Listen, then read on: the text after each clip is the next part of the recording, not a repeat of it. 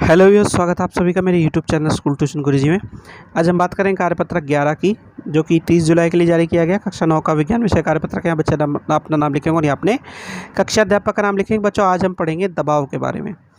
तो चलिए बच्चों, देखते हैं, जानते हैं, समझते हैं कि आज आप कार्यपत्रक में आपके लिए क्या खास है और आज का कार्यपत्रक आपको क्या बताना चाहता है। तो बच्चों, अगर आपने ध्यान दिया, आपके पास ऐसा पेन होता है जिसमें आप बटन दबाते हैं और वो पेन काम करने शुरू कर देता है और वापस से बटन दबाने पर वो काम करना बंद कर देता है। तो इसमें क्या होता है, आप बल लगाते हैं तो दूसरे सिरे से दबाव की वजह से नीचे की साइड में पेन निकल जाता है और उसकी कुछ चुभन भी आपको महसूस होती है। और वापस जब दबाते हैं तब वो पेन वापस से आपको कुछ चुभन महसूस कराते हुए उसे अंदर की साइड में कर लेता है। अब बात करते हैं बल की। तो बल क्या है? बल का प्रयोग हम कई तरीक़ों से करते हैं, यानी कि स्थिति में, आकार में, गति की अवस्थाओं में परिवर्तन करने के लिए हम इन चीज़ों का प्रयोग करते हैं।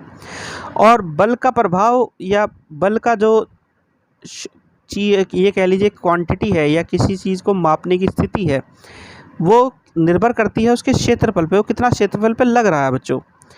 तो बल किसी सतह पर लंबवत लगता है, इसे प्रणोद कहते हैं। और प्रणोद का बल की मात्रा के अतिरिक्त क्षेत्रफल पर भी निर्भर होता है। ये एक अन्य भौतिक राशि दाब द्वारा दर्शाया जाता है। ठीक है बच्चों, तो एकाक क्षेत्रफल पर लगने वाले प्रणोद दाब कहलाता है, यानी कि फोर्स या बल कह लीजिए। और ये क्षेत्रफल यानी एरिया आपका, जिसे दाब के द्वारा हम या पी के द्वारा हम दर्शाते हैं। इसका ऐसा ही मात्रक है पास्कल बच्चों, जिसे हम न्यूटन पर मीटर स्क्वायर से दर्शाते हैं।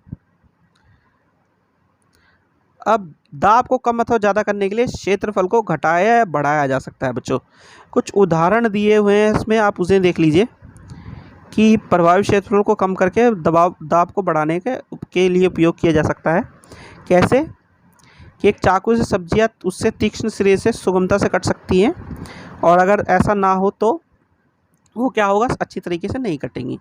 फिर एक कील की दीवार में उसके नुकीले सिरे से लगाया जाता है। जब हथौड़े से मारते हैं तो उसमें बल लगता है, तो वो दाब पड़ने से अंदर की साइड में घुस जाती है। फिर एक सिलाई की सुई को के नुकीले सिरे से सिलाई की जाती है, यानी कि जब उस सिलाई की जो सुई है वो कपड़े में अंदर घुसती है तो फिर वो सिलाई करना शुरू कर देती है। और क्या हो सकता है बच्चों?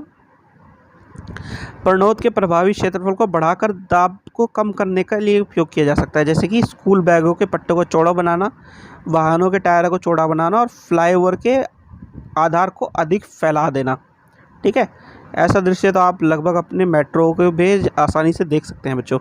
ये आपके बैगों में भी मिल जाता है। ठीक है, चलिए बच्चों, अब जरा प्रश्न उत्तर देख लेते हैं। तो पहला प्रश्न है, दाब को परिभाषित कीजिए, ये किन कारकों पर निर्भर करता है? तो बच्चों, दाब क्या है? एकाएक प्रणोद का लगना किसी क्षेत्रफल पर, एक निश्चित क्षेत्रफल पर लगना दाब कहलाता है। इसका एसआई मात्रक ये है और ये प्रणोद और क्षेत्रफल पर निर्भर करता है बच्चों, क्योंकि इसी के द्वारा से घटाया या बढ़ाया जा सकता है। चलिए अगला प्रश्न देखते हैं बच्चों।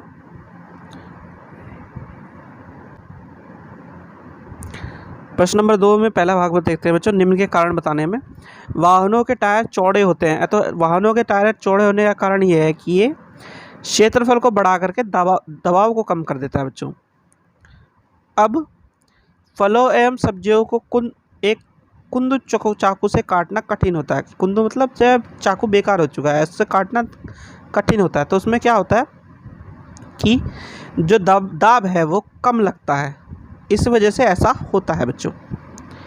फिर है, बालू पर खड़े रहने पर आपके पैर उसमें धंसते हैं परंतु लेटने पर नहीं।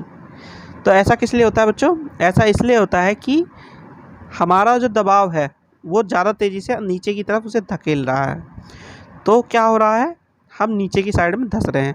लेकिन जब लेट जाते हैं हम तो क्षेत्रफल बढ़ गया और दबाव कम हो गया। इस वजह से ऐसा हो रहा है कि हम खड़े रहने पे बाल उसमें धंसते हैं और अगर लेट जाएं तो ऐसा नहीं होता है बच्चों।